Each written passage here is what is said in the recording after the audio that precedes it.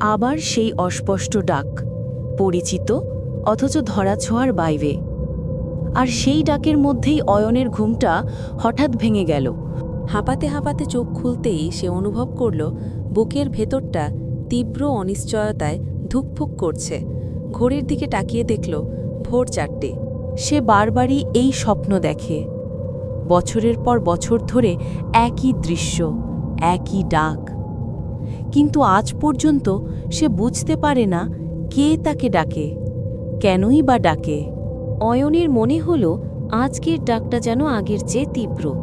মনে হলো কেউ যেন খুব কাছে দাঁড়িয়ে তাকে ডাকছিল, অথচ অয়ন ঠিকমতো মুখটা দেখতে পেল না।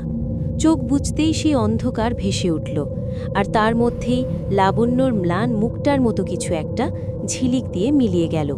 অয়ন নিজের কপালের ঘামটা মুছে ধীরে ফিসফিস করে বলল, এটা কি শুধু স্বপ্ন, নাকি সত্যিই কেউ